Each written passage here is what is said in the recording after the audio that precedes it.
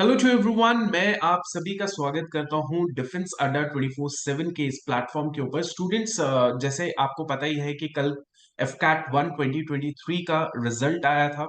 And बहुत सारे students हैं जिन्होंने इस एग्जाम को क्वालिफाई किया। और सबसे पहले we congratulate all of them कि आपने क्वालिफाई किया because of your own hard work. And उसी की सीरीज के अंदर हम आपके लिए जो फर्स्ट एफकैट क्वालिफाइड पर्सन है उनको आपके सामने लेकर आ रहे हैं, जस्ट टू मेक श्योर कि आपको रियलाइज हो जाए कि एफकैट एग्जामिनेशन कैसे क्वालिफाई हो सकता है, राइट। तो यहाँ पे हमारे साथ में बैठी हैं Ankita.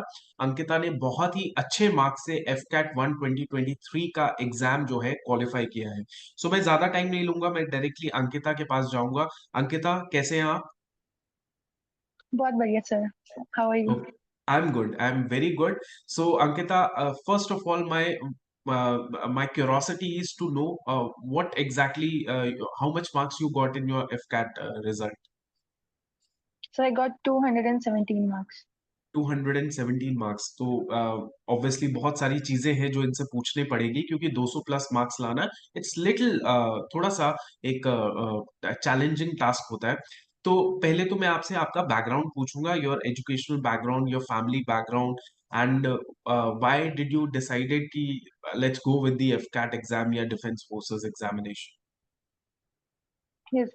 So I belong to Gurdaspur State, Punjab, and I have done my graduation in Bachelor of Commerce from Punjab, and my father is an accountant and my mother is a homemaker. So I don't have any defense background. Okay. So okay. I saw actually one of my friends was also preparing for the FCAT exam. So I thought, yeah, Air Force is also a very attractive field to go. So I also decided to go for it, and I filled the form and then gave the exam. I only came to know about it on in December when the notification was out for the vacancies. अच्छा, So my ठीक friend है। told me that you can also go for it. So then I filled the form and then started preparing for it. Okay, perfect. Was this your first attempt? आपका ये first attempt था? Yes, sir. अच्छा, Yes, sir. ये आपका first attempt था, right. तो first attempt में you got so good marks. But इसके पीछे हम लोग स्टेप बाय स्टेप जानने की कोशिश करेंगे, बिकॉज शी सेड कि मैंने दिसंबर में फॉर्म फिल किया and I qualified this exam. But बहुत सारे अंकिता ऐसे स्टूडेंट्स होते हैं जो कई बार, क्योंकि मेरे को भी कुछ मैसेजेस आए कि सर ये मेरा थर्ड अटेम्प्ट था, फोर्थ अटेम्प्ट था, मेरा क्वालिफाई नहीं हो पाया। तो वो डिसहार्टन हो चुके हैं, वो मतलब ना परेशान हो चुके हैं कि कैसे हम लोग एग्जाम को क्वालिफाई करें। तो मुझे ये बताओ कि आपने बीकॉम किया है, राइट? तो बीकॉम में कितने आपके Yes, sir. Percentage? Is this your third year और just passed out from the BCom? No, I passed out from the अच्छा, ठीक है। yeah. ठीक। तो आपके परसेंटेज कितने आए हैं बीकॉम के Yeah. अंदर? BCom I got 9.2 aggregate. हाँ, तो अंकिता का अगर देखा जाए तो she is like good academic scholar, मतलब अच्छा खासा इनका बैकग्राउंड रहा है। इन्होंने एकेडमिक्स में अच्छा एक्सप्लोर किया है, ठीक है। तो चलिए, ये पॉइंट तो समझ आ गया कि इनका अच्छा बैकग्राउंड है। मुझे ये बताइए अंकिता कि आपने ये जो चार सब्जेक्ट्स थे, रीजनिंग था, क्वांटिटेटिव एप्टीट्यूड था, जीके था, इंग्लिश था, इसमें आपने किस तरीके से अपना स्टेप बाय स्टेप तैयारी की for the exam? So sir, first of all सब पहले तो मैंने प्रीवियस ईयर पेपर्स निकाले जो मतलब बिल्कुल ही रिसेंट पेपर था जो 2022 में हुआ था। वो देखा ओके। क्वेश्चंस। मेरा रीजनिंग और जो मैथ्स था वो पहले से स्ट्रांग था, मतलब ऐसा नहीं था कि मुझे बिल्कुल नहीं आता था, मतलब था अभी।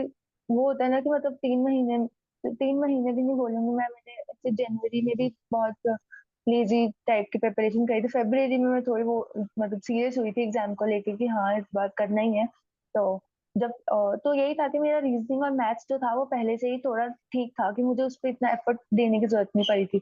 जब मैंने वो किया क्वेश्चन पेपर सॉल्व किया तो मैथ्स मेरा स्ट्रांग था उस टाइम पे। रीजनिंग सेकंड और देन उसके बाद इंग्लिश और उसके बाद जीएस था। जीएस मेरा अच्छा। वीकेस्ट था और उसको मैंने ज्यादा टच भी नहीं किया मतलब एग्जाम के। बस मैंने करंट अफेयर्स करे थे, वो भी मतलब एक वेबसाइट से जस्ट पीडीएफ डाउनलोड किया, करंट अफेयर्स किए। और जीके और जो मतलब मेन जैसे पॉलिटी के क्वेश्चन आते हैं, फंडामेंटल राइट से आया भी था मेरे पेपर में वो क्वेश्चन एक। फंडामेंटल हम्म। राइट्स कर लिया। यहाँ पे हिस्ट्री में जो बैटल्स ट्रीटीज, ये जो मतलब बिल्कुल ही स्टैटिक चीजें जो थी ये नोट डाउन कर ली, जैसे हिस्ट्री के बैटल्स हो गई, ट्रीटीज कौन कौन से साइन हुई थी और जो उनके निक नेम्स थे, उनके वो बुक्स वगैरह, ऑथर्स वगैरह, बस ये हम्म, इंपॉर्टेंट इंपॉर्टेंट चीजें कर ली और बस इन्हीं को रिवाइज करती गई, और रीजनिंग और मैथ्स की बस प्रैक्टिस ही थी। मतलब वो अच्छा पहले से भी अच्छा था लेकिन उसकी प्रैक्टिस थी। अच्छा, तो यहाँ से ये समझ आ रहा है कि रीजनिंग और मैथ्स में तो शी स्कोर्ड वेरी वेल। आपने वो आपका ऑलरेडी पहले ही स्ट्रांग होल्ड था। और इंग्लिश के ऊपर आपने थोड़ा बहुत प्रीवियस ईयर क्वेश्चंस और ये यहाँ वहां से, और जीके या में आपने थोड़ा लूज ले लिया, और जो मेन मेन चीजें होती है जैसे करंट अफेयर हो गया उसको पढ़ लेते हैं, और जो स्टैटिक जीके होता है कि वन लाइनर जीके हो गया उसको आपने कवर कर लिया था, राइट? तो कितना यस। आपने अटेम्प्ट किया था, या कुछ मिस कर दिया था सवाल?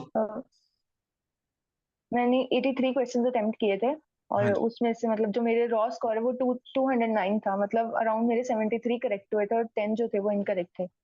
अच्छा, और जब तो पेपर दे जो दिया, मैंने अच्छा।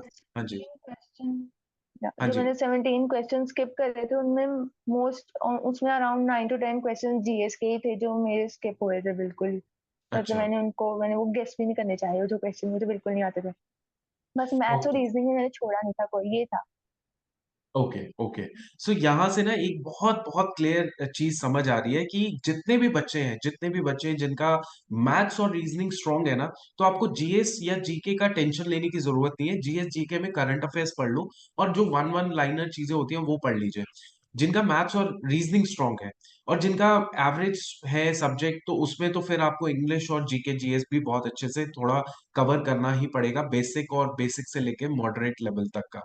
ठीक है। सो अंकिता, अभी आप जो है एसएसबी के लिए जाने वाले हैं, राइट? तो एसएसबी की ये कुछ सर। तैयारी या कुछ ऐसा सोचा है कि ऐसे ऐसे मैं तैयारी करने वाली हूँ?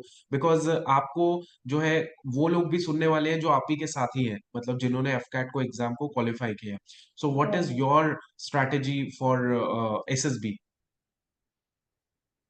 तो एसएसबी के लिए अभी मेरा मेन फोकस तो बस वो स्क्रीन इन होने पर ही है, हाँ। कि बेसिकली मतलब वो स्टोरी राइटिंग और उस पे नरेशन पे, उसकी जो नरेशन और देन जीडी। तो फिलहाल तो मैं सुबह से वही स्टोरी राइटिंग की वीडियोस ही देख रही थी, या मतलब पहले भी ऐसे देखी हुई थी मैंने, लेकिन अभी मैं तुमको थोड़ा खुद भी बना रही थी स्टोरीज, और बाकी जैसे यूट्यूब पे देख लेते हैं हम, तो मैं कमेंट सेक्शन में जा जाके सबकी पढ़ रही थी स्टोरीज की कौन कैसी बना रहा है। तो मेन ओके। फोकस इस टाइम में मेरा बस स्टोरी राइटिंग पे ही है कि एक बार स्क्रीन इन हो जाऊं कैसे भी। हाँ, तो ये भी बहुत अच्छी स्ट्रैटेजी है कि जब आप जाते हैं तो एटलीस्ट आपका ये टारगेट तो होना चाहिए कि स्क्रीन इन हो जाए। Recommendation is a second thought कि चलो बाद में सोचा जाएगा, बट या स्क्रीन इन होना is a very important thing. And ये शायद अंकिता को पता ही है कि जो फर्स्ट एसएसबी होती है that is a golden chance, है ना? और आजकल तो स्टूडेंट्स में बहुत या अवेयरनेस भी हो चुकी है कि यार एसएसबी जो है जाना ही जाना है। तो वो पहले से ही तैयारी करना शुरू कर देते हैं फॉर दी फर्स्ट अटेम्प्ट के लिए, ताकि उनका चांस मिस ना हो जाए और वो रिपीटर कैटेगरी में ना आए। तो सबसे पहले ये बड़ी इंपॉर्टेंट चीज आपको याद रखनी है कि एसएसबी अब नेक्स्ट स्टेज है। और एसएसबी के लिए हम क्या कर सकते हैं, हमने क्या किया है, अभी एक इकोसिस्टम डेवलप कर रहे हैं अंकिता हम लोग, कि जैसे आप जैसे कैंडिडेट्स हैं, तो जितने भी कैंडिडेट्स होंगे हमारे पास, आपका इस वीडियो के नीचे गूगल फॉर्म भी लगा हुआ है, आप उसको फिल भी कर सकते हैं, सारे कैंडिडेट्स जो भी आगे एफकैट क्वालिफाइड है या एसएसबी जाने वाले हैं, कि हम लोग कर्नल संजीत सिरोही हैं, he is a well qualified SSB mentor. तो उनके मेंटोरशिप के अंदर आप सभी को जो है एक फ्री गाइडेंस सेशंस भी हम लोग प्रोवाइड करने वाले हैं। हमने लास्ट टाइम भी किया था, लेकिन इतना ज्यादा उसको हमने सामने नहीं रखा था, लिमिटेड लोगों के साथ ही किया था। लेकिन इस बार वी वांट कि ज्यादा से ज्यादा बच्चा जुड़ेगा, क्योंकि देखिए ऑनलाइन है तो एक टीचर जब पढ़ाता है तो वो 1000 को भी पढ़ा सकता है और 10,000 को भी पढ़ा सकता है, तो वो इतना फर्क नहीं पड़ेगा। तो this is what we are proposing for the students who qualified the AFCAT exam. तो आप फिल कर दीजिएगा गूगल फॉर्म। और एक चीज और बताइए अंकिता, कि जैसे आपने 11th और 12th के अंदर कॉमर्स रखा था, और वहां पे आपकी ये कितनी सर एग्रीगेट आई कॉमर्स। थी? अच्छा, कितना तो आपने? 12th में मेरे तो 90% थे। 90%? तो देखो अभी बहुत एवरेज स्टूडेंट भी आपको देख रहे होंगे, और मैं एक चीज बता देता हूँ, अगर ये पहले से इन्होंने शुरुआत से ही अपनी पढ़ाई बहुत अच्छे से पकड़ के रखी है ना, तो वो पढ़ाई का इनको नतीजा एफ कैट के फर्स्ट अटेम्प्ट में मिल गया। लेकिन अगर मान लीजिए आप बहुत सारे बच्चे हैं जो बीए बीकॉम कर रहे हैं, बीएससी कर रहे हैं और एवरेज है अपनी पढ़ाई के अंदर, एकेडमिक्स के अंदर, you have to put extra effort towards your examination, right? तो वहां पे आप शॉर्टकट नहीं इस्तेमाल कर सकते, वहां पे थोड़ा सा और एफर्ट लगाइएगा। अंकिता का निकल गया, got very good marks also, क्या पता इनका एसएसबी भी रिकमेंडेशन हो जाए, कुछ भी नहीं पता। लेकिन हार्डवर्क इन्होंने किया है इनके एकेडमिक के अंदर, एकेडमिक्स में आपने इतना 90 प्लस मार्क्स स्कोर किया है, तो हार्डवर्क तो इनका है ही है, इसमें कोई दो राय नहीं है। So Ankita, anything you would like to say, advice to all the students, not students who have qualified the exam, but to those जिनका नहीं क्वालिफाई हुआ, क्योंकि बड़े ऐसे स्टूडेंट हैं जो 3-4 बार अटेम्प्ट देके डिसहार्टन हो चुके हैं। थोड़ा सा रे ऑफ होप आप बताइए।